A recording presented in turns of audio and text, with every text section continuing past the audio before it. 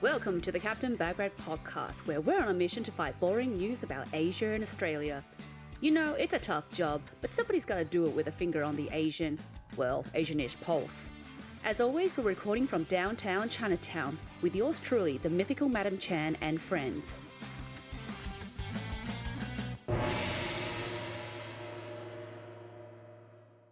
What up, Upper Adam? How's it going? Going all right. You know, it's a nice day for a change. It was raining all this week. I know. It's good to see some sunshine and be back around Chinatown. And walk around, have a bit of a walkabout, and check out some of the new eateries that's all opened up.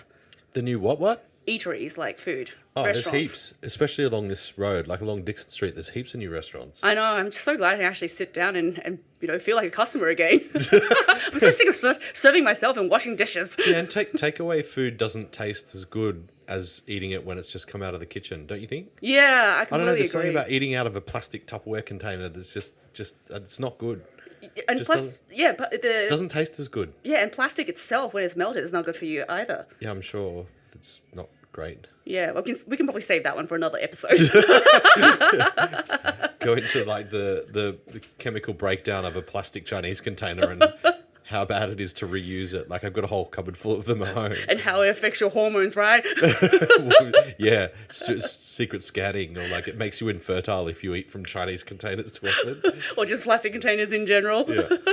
Yeah, so Unexpected Asia, we got news about Myanmar. So they were a new invention which they adopted from Vietnam. Okay. But more of that later. Yeah. I've got some news about a Korean celebrity who's got himself into a bit of trouble with some of the TV regulators in Korea. Well, I'm excited. I can't wait for that. And then on today's Ponder, we are being filmed by the University of Technology of Sydney. A student there, referred to us by a Walkley Award journalist, Helen Vatsikopoulos, is working on a project on coronavirus-fueled racial discrimination, or racism, essentially. Yeah. And so we thought, well, let's give our take on this one. Yeah, didn't we come up with a cool name as well? Race Dis. Race Dis. Racial Dis. That's right. This is our usual unconventional... Forget social distancing. Racial Dis is where it's all about. Does it have stripes on it? And wears like Adidas and like baggy track pants. Yes, our investigative journalism is so awesome, isn't it, Upper Adam? Oh, God. Yes, we put a lot of effort into this. I hope she gets an HD for this assignment. So good. And who's our secret Asian or Asianish this week? We have a guest. We have a guest that you interviewed just recently, right? Yeah, was it this morning? This morning. Yep. Yeah. Svetlana. Svetlana, as I like to call her. Svetlana. Yep. Yeah, and she's going to be talking about having like reverse yellow fever. Yeah. Yeah. That's right. She's dating an Asian bogan. Yeah. And she's got a lot to say about, all this COVID situation and what she's going through, and also what her friends are going through. Her, Chinese friends or friends who look Chinese. So this whole entire episode, I think, is quite relevant in the current climate. Sure. I mean, we're calling it same but different, right? Yeah, because it is same but different. Just better. That's way better. All right, but more of that later. Let's skip straight into Unexpected Asia.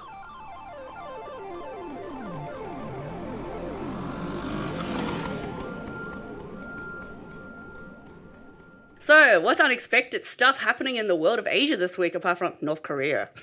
You want me to go first? Okay. I couldn't get away from the peninsula, but I did promise you that it's not going to be about North Korea this time. Is it about South Korea? It's about South Korea. Okay, go for it. Yeah. So there's a Korean celebrity chef called Gang Ho-dong. He has a whole heap of Korean barbecue restaurants, like a chain of restaurants. I love Korean barbecue. So, you know the one up in Goulburn Street? It's called 678. It's like on the first floor above that bar in that corner, and then I think there's another one down in Chinatown as well. Yeah. But so he's like got this whole chain of Korean restaurants, but he also does like a lot of TV stuff. So he's kind of like a celebrity chef. Kind of like an Iron Chefy or more of a Master Chefy style, or it's more comedy slapstick kind of humor than like competition-y Australian Master Chef style programming. But anyway, he's got this program where it's called the Raminator. That's awesome ramen name. And he basically tries all these different types of ramyun, and he's on this mission to try and find the best tasting ramyun and ingredients. How does he kill them? He eats them? Is that how it goes? He basically eats his way through as many different types of ramyun as he can. And he's actually being fined at the moment by the Korean Broadcasting Commission for unsolicited endorsement of two ramyun brands. Oh no! And so on Korean television, they're quite strict, and normally they would like blur out a brand, and they're not allowed to mention brands or anything like that. And they're sort of seen. So the way for product endorsement in Korea is very conservative. It's pretty much sort of frowned upon. So unless it's pre-approved and everything, it's just not allowed. And anyway, his series has gone on to break 3 violations. So first, the program had an advertising benefit for one of their main advertisers and one of their main sponsors. So it makes sense, right? Yeah, but he featured the product pack, and he mentioned the name, and he showed the brand and everything, and it wasn't blurred out. And then secondly, so he showed like this packet within the program, and then he spoke about it for like 2/3 of the program. Oh, so it's basically like a pre-read for one of their ads. And then the third fine, which I find quite interesting as well, is for interrupting the viewer's experience with a sudden indirect advertisement. So even though it's a program about ramen and he's eating ramen, he's like then endorsed this ramen brand. So like, I'm not sure how that's like sudden indirect and like confronting for advertisers. Isn't that what the program's all about? Exactly. I mean, if it was all of a sudden about toothpaste, then that's pretty, sudden interrupt. Yeah. Oh, by the way, like I've got some stuff stuck in my teeth, and like, here, look at this is my favorite brand of like Colgate. Yeah, exactly. Like a bit of blatant product endorsement. But anyway, the other interesting thing about Gang Ho-dong is that he earned his nickname as Mr. Six Packs. Oh, does he have 6-pack? So no, he definitely doesn't have a six pack. Like he used to be a Korean wrestler in his first sort of claim to fame. He was a very well-known Korean wrestler, and then he sort of went on to become a comedian and TV host, and he's quite a well-known sort of dude in Korea. And anyway, the way that he got his nickname as Mr. Six Packs was he literally ate 6 packets of Ansang Tangmyeon ramen like in a row on a popular TV program called 2 Days and One Night. Oh my god! So I don't know, like how That's salty and stuff it is, and like you kind of feel that. Yeah, you kind of feel that bloated, kind of like it's like having fast food, and you sort of have that regret after you've eaten it. Like, I'm sure this is not that bad for you. What is it? It's like really just water and noodles, but like heaps of MSG and salt and like dried mushrooms and stuff like that. But anyway, he ate 6 packs back to back on this program. So that's how he earned himself the name Mr. Six Pack. It's definitely not because he's got any sort of physical. Yeah. Or 6-pack of beer or something like that. Yeah, no 6 packs of beer. Although, like, if you ate 6 packs of ramen, you probably would want to neck down a 6-pack of beer, like, just because. Oh man, I'll be so bloated. I think I'll be going straight for some help from the hospital. It's so salty. Or something. You know how you get that really like post ramen like kind of salty mouth? Yeah. Yeah, I would think about beer for quenching that thirst. Well, keeping the theme of food, I found out that Singapore McDonald's is bringing back coconut pie. Because you know how in the Australian McDonald's, they got apple pie? Yeah. Yeah, so apparently... Coconut. I mean, how... Controversial. Really? No. Why? Like Singapore's warm and a little bit tropical. Is that why? Yeah, and they drink coconut out of the fresh coconut itself. In Singapore? In Singapore, I didn't know that. Because and also like Malaysia and Thailand, because it's in a humid place, and in Australia, coconut water is so in, it's good for you. It's good for you, yeah. It's got lots of stuff in it. So why can't we get some coconut pie as well, huh, McDonald's, Australia? Yeah, and what goes into coconut pie? Is there like some mysterious agreement? You know, like how there used to be that ingredient myth, how like apple pie was like 99% pig fat or something like that, like. Oh no, that was the thick shakes, right? Probably.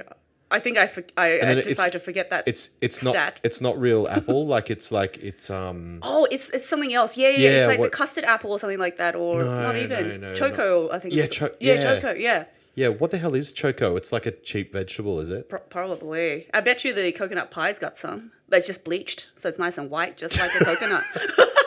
That's racial discrimination. Bleached coconut. It's like, it's like taking this whole thing to a new level. And Singapore's so cool. So their 7-Eleven also stocks salted egg, potato chips, and fish skin. So I don't know whether it's together or separate, but salted egg, I don't know. Have you tasted salted duck egg? It's so yummy. Salted egg is pretty good. Yeah. I like salted egg, but I'm not sure about the whole fish skin thing. So we're doing the Unexpected Asia news segment. This is an interesting one. It's still actually kind of food related in a way. Oh, give it to me. I love food. So Japan's always been known for like funny animated characters and like caricatures and things like that. Absolutely. Like always like cutesy, funny, weird Sailor sort of Moon. stuff. Yeah, all that sort of stuff going on. But anyway, one of the latest trends has been like towns making mascots that represent something about their town. Just like when you have Olympics and you got mascots, right? Yeah, well, very, very similar thing. So, you know, like a lot of smaller towns and communities in Japan are really struggling at the moment. Like they're having the brain drain of people like leaving to go to the big city to find work or to go to university and study. So they've got like huge aging populations and there's not a lot of stuff for people to do. And like, you know, kind of a lot of towns are feeling like they're losing their identity. So anyway, this one town, which is in Hokkaido, it's called Hakuto, has come up with a town mascot and it's called Zushi Hockey. Ooh. Now, Zushi Hockey is, he's kind of like an animated, he's a real character. Like he goes around to fetes and fairs and things like that. And he's been known on occasion to make children cry. Yeah. But he's part rice and part clam. So he's a rice clam. I'm sure a lot of market research went into like forming this guy, but he's like so he's like really, really white. He's got this huge sort of head, which is like kind of like the clam bit, like the soft mushy bit. And then he's got like his body's like all mottly and like corn and kind of like weird, like made out of corn. With like a 6-pack or something, 10-pack. Well, sort of looks like his like mix of like rice and stuff. Yeah. Anyway, so he's the mascot and he's won this award just recently to be known as like the most unique character in all of Japan. Mm-hmm. So yeah, anyway, he also does like appearances at local fetes. He's been known to make children cry. And he's got his own page on the city's website. Criteria: you must make children cry. And he's also he is kind of freaky looking. Yeah. And I tried to find him on YouTube, but you can't. But apparently, he has his own series of YouTube videos as well. So if you can do the literal translation into Japanese, look up Zushi Hockey, and you might be able to find this this character. Well, on the topic of rice, because we love rice so much. Well, I do anyway. I actually had rice for lunch. Yep. Myanmar's got a new ATM. You know how here we've got ATMs that gives you cash? Yeah. So they've got an ATM that gives you rice. What? Yeah, who needs cash during COVID? So, they actually adopted this innovative idea from Vietnam during the uprising of COVID-19. Yeah. And it gives people access to get their ration of rice each day without having to be in contact with anybody in the supermarket. So is this like government sponsored or something? Yes. Like, so if you're a certain low income earner or something like that and you need some food just to survive, yes, you can go to this ATM and you can put in like your welfare number. And it's a QR code that you can get from Facebook, apparently. Okay, wow. Yeah, so you register on Facebook, or you can go into the office, the government office, and they give you the QR code. So, instead of, job keeper, so they've got... Job feeder. Job feeder, exactly. Yeah. And the machine's pretty awesome. It can push out 200 to 300 orders a day. But I couldn't find out like how many. Is it hot rice or is it like not cooked? No, it's not cooked. It's just raw rice. Yeah. Normal rice. So this is probably the reason why Australia was running low in rice, because it was dispensing for free in Myanmar. I'm sure Myanmar has other sources of rice other than Australia. Possibly.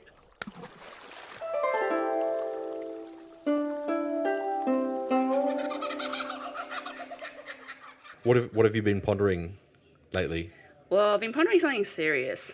Yeah? Yeah. So as many of our listeners will know, we address racial discrimination in a different way, or just like cultural stereotypes in a different way. Uh-huh. So I guess on Captain Bagrat'll, we hope to educate and inform and change the way mainstream Australians view the Asian Australian diaspora in a human-centric, heartfelt and comedic way. Yeah. So by spreading, compassion and understanding through laughter, wit and terrible puns. Yeah.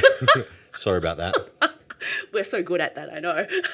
So I thought, Oppa Adam, how about we dedicate this segment to racial diss, our way to the very definition of same but different during this, coronavirus-fueled racism at the moment. Yeah, like, okay. It's kind of a global thing at the moment. Yeah, I have been seeing a little bit more of it. Yeah. It's coming up in the news. Yeah, it's not good for anyone who sort of looks Chinese-ish. So that's like all the Asian population. Which is, I think, like 40% of the world or 60% of the world, right? Really? Wow. Yeah, it's a pretty high figure. Okay. Yeah, and so I reckon we can do this by finishing a sentence. Racial discrimination is the same as insert, but insert.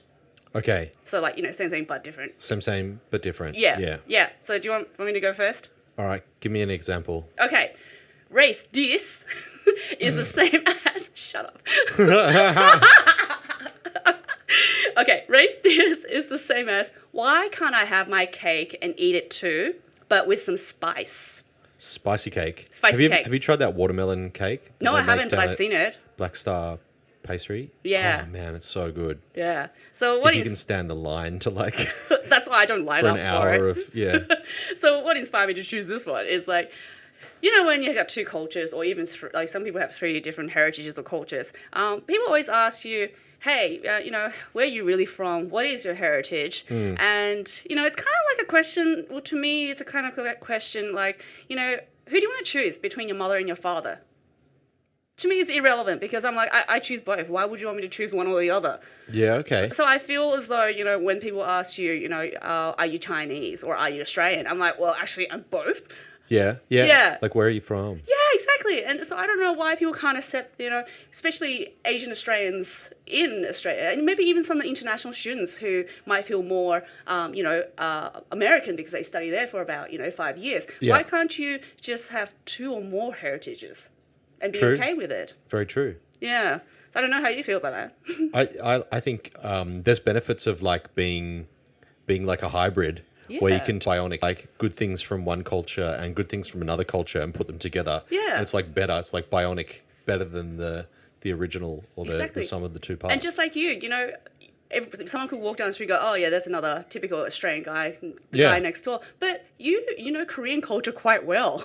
Yeah, but just through like experience and like being open-minded and it was funny because like when I was thinking about Korea as a place to go and live, a lot of people like couldn't figure out why. Like they just couldn't fathom it, and I was like, well, it's new, it's interesting, it's different, it's probably one of the most underestimated cultures within Asia. Or definitely a lesser known in a lot of respects. Exactly. And some people can't like kind of fathom that. But yeah. But I kind of sort of got a taste of that when I ran into this guy who was, a British national, and he was at the airport, and I think he approached me because, he knew straight away that I was, got Chinese background, and we started talking about things, and he said, yeah, when he had to return to UK after living in Hong Kong for 25 years, he said, I was so displaced. He goes, I still don't know where I belong because I definitely don't belong in London. Yeah, for sure. Yeah, he says, I am Hong Kong. Like, Yeah. I'm all about Hong Kong. Yeah. That's my nationality. Yeah, and Yeah. the British influence as well. Yeah, Exactly. So I kind of feel sad for, people who can't see both sides. Like, there's what we call eggs. So Yeah. you're an egg Yeah. who feel like they're sort of Asian. And then Yeah. there's bananas like me who also feel like I'm pretty Western. Mm-hmm. Anyway, so that's why I've called it, why I can't have my cake and eat it too, and then with some but with spice. some spice. Yeah, because my rather than friends, sweet. exactly, because my friends, when I make my sticky date pudding, I put in a kick of ginger in the butterscotch sauce. Yeah, nice. and all my yellow and white friends, they love it. They love it. I need to try this. Yeah, I'll cook it for you one day. All right, cool. What's yours? So I thought like racial diss is kind of like coughing on public transport, but not blocking your mouth and then laughing at the same time. Is that just heinous? Did you experience this today? I did. It was really funny. I did get the train in today because my scooter had a flat tire. And like it took me like an hour. I went home and I was like, I tried to use the bike pump and I'm trying to pump it up and the thing doesn't fit properly. And I go up to the service station and I can't get the thing to plug into the. Yeah. Oh man, I wasted so much time. Anyway, so rather than scootering into work, I got the train, and this time versus like say about a month ago, Yeah. there's actually people starting to travel in the carriage, but they've put these stickers on the seats of where you're supposed to sit. Yeah, and they're yellow, stuff. aren't they? So they're It's nice like and kinda, bright. yeah, they're bright green or something, but it's like it's kind of weird. And then someone had like broken the rules and sat in another thing. I was like, oh, I don't know if you should be sitting there, and like, is it weird to say something or, yeah. Anyway, but I did manage to get into work. I can't remember where this came from. Oh yeah, because you asked me if I coughed and didn't cover my mouth on the train. That's right. And laugh. It could be a great way of like enforcing social distancing. Is just like have a cheeky sneeze or a cheeky cough, and just see like the people like depart from around you, and just gradually move away. Hey, look, if you look Chinese-ish, I think people will do that too now. True. Yeah, so for my third one, or second one actually, this is our third one, race this is the same as secretly I admire you, but my teenage hormones just don't know how to express it. What? Okay, I'll give you some context. It's so weird. So, growing up in Australia, there's school bullies everywhere. They Yeah. bully you because you're fat, you're skinny, you're short, you're ugly, you're dumb, you're too smart, you're Asian, or, some other race. Anyway, so secretly, I think majority at the superficial level is because, or I'm talking about boys now, Yeah. they want to get in your pants. Uh-huh. Yeah, or they want to actually kind of hang out with you because they think you're actually kind of cool. Yeah. So I'll give you some examples. So when I was younger, this didn't happen once. It happened a few times where a guy, I'll be lining up for a drink, okay?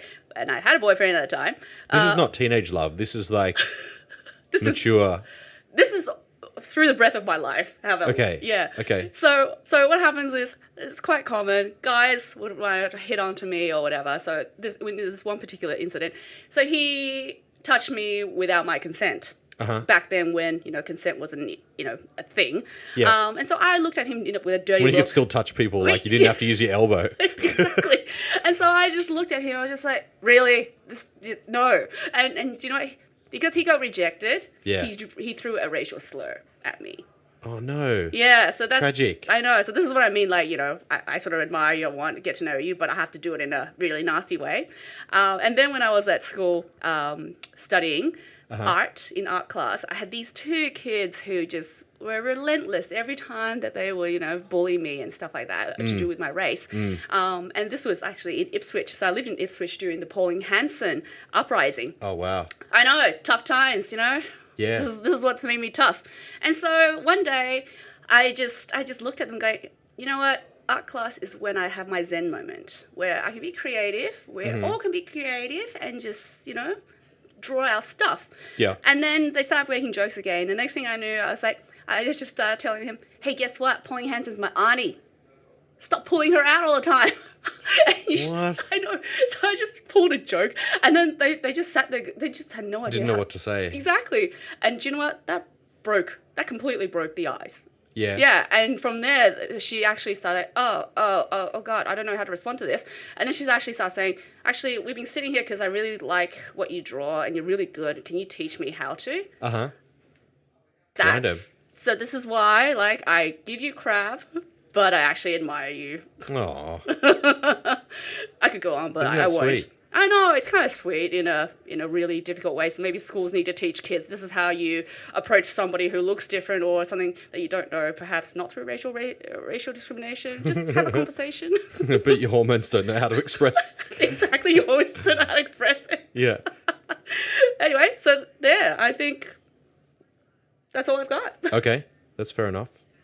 So, speaking of awkward expressions of emotions and hormones and teenage stuff and things like that. Are you going to tell me stories about yourself? No, I'm going to talk about this as a transition to Secret Asians. Oh, that's right. So Secret Asians, I heard this morning you had a repeat guest in. That's right. Yeah? Who was it? Svetlana. Svetlana. Yeah, Svetlana from episode 2. And what did you talk about today? Well, today we talked about, she's young and she's in love with a yellow guy, Yeah. an Asian bogan. But today she's actually talked about Love You Corona Time. So Love You Corona Time. take a guess what that's about. Yeah. Okay. because like being locked inside and having all that extra sort of time on the couch. To drink Coronas and make Yep, love. do No, whatever. not quite. I wonder if Netflix and chill is still a thing, or whether it's like kind of like, well, it's a bit boring now. Especially when you're in a couple, right? Yeah. I don't know. Yeah, so, yes. And Svetlana's a bit of an egg, right? Svetlana is definitely an egg. Yeah, Yeah. she speaks perfect Chinese. She even sang in Chinese to me today. Really? I know, so we have to like... Oh, wow. Yeah, we have to distribute that. Yeah. Yeah, but she really wanted to talk about the impacts of coronavirus-fueled racism and just, you know, how her friends have been affected by it, Yeah. and how her lover, you know, her fiance has been affected Yeah. by it as well, and just she's actually quite anxious about it as well, saying, Yeah. you know, this is not the Australian society that I grew up with. Yep, and so here are some snippets from the interview this morning. What's the password? Captain Bagrat'll. Come in. And today I got something very, very, very special. We've got return of the Svetlana. Hello. Welcome back, Svetlana. Pleasure to be here. Yeah, so if you have all been following us at Captain Bagrat'll, Svetlana came on the second episode on Young Love Yellow Night. Why are you German? I don't know. Must be your beautiful name, Svetlana. Madam Chan is now Madam Kransky. But she's not cranky.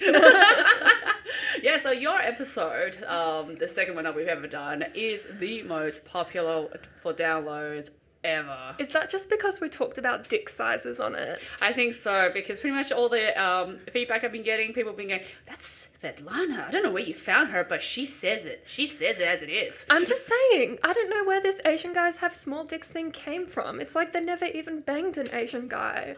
I think they should try it. Do an experiment. It's science. I mean, it's not all the statistics. I mean, there's apparently a website where they have the average size of every man from every nationality. I mean, okay. We might be rehashing my previous episode, but one, let's do the even if argument. Even if it was a true stereotype, if you were basing your partner choice just solely on the size of their wing dang doodle, honey, you're shallow. And two, it ain't true. Okay, it ain't true. Yeah, because, you know, some white men don't have very big appendages either. Some of them don't. Some of them have real tiny. And Yeah. I'm sure there's some black guy out there who's real tiny too. Exactly. Like, it's not all just what you saw in the National Geographic when you were a kid and then based your entire worldview on, Karen. A lot of these diseases actually don't originate from Asia. No, or I China. mean, well, if we just from a purely, totally unqualified perspective. That's right, for both of us. For yeah. both of us. I mean, my mum's a scientist. Can I piggyback off that? Definitely. But there's been Zika virus, which I think started in South America. I don't even know what somewhere. Zika is. There you go. It's a mosquito-borne Okay. illness that causes complications in pregnancy, I think. Yeah. And then there's been like swine flu, which started in America. Fuck yeah. Fuck yeah. And nobody called that, you know, American pork lurgy or something. Or American bacon flu. Baconitis. Baconitis. Baconitis. Yeah, and the technical name from WHO is H1N1 for swine flu. And then H5N1 is bird flu because there's 5 birds for every 1 pig. Yeah, so, you know, I think they said that swine flu also came from a bat. So the bat was apparently in a tree, and this American girl climbed the tree to hide from her parents or something like that, and that's how she caught it. I mean, And spread it. No one's really going to know for sure, right? Like, Yeah. I mean, look at BSE, bovine spongiform encephalopathy, also known as mad Jesus. cow disease. Mad. Mad cow disease is a horrible prion disease, which was caused by... Prion, brain disease. Yes. So This is the foot and mouth disease you're talking about? I don't think foot and mouth is a prion disease because they're not curable. There's nothing that you can do. Basically, it eats holes in your brain, makes it look like a sponge, hence the name spongiform encephalopathy. But basically, that started because farmers were feeding cows processed sheep, and that somehow caused the proteins to go bananas. I'm showing myself as not a scientist at the moment, but that was in the UK. And I mean, BSE and prion diseases occur in different parts of the world. There's another variant, Creutzfeldt-Jacobs disease, which I think is from Germany, but and Marburg virus from Germany as well, I think. And there's these new viruses pop up all the time. And one thing that I found myself starting to question a bit more is I have a friend on Facebook who's a vegan activist, and one thing she said that I can't refute is that we get these diseases from abusing animals. That's right. And I think she makes a really good point. So, Michelle, if you're listening, you have definitely changed my perspective. You're my inspiration. Well, I don't think I could go vegan. I really don't. I'm weak. I'm a weak bitch. But she makes a really good point that when animals are abused, like cows being fed sheep. That's just gross. They don't do that. Cows eat grass. And that's part of the theory as to why it went so wrong and created this horrible disease.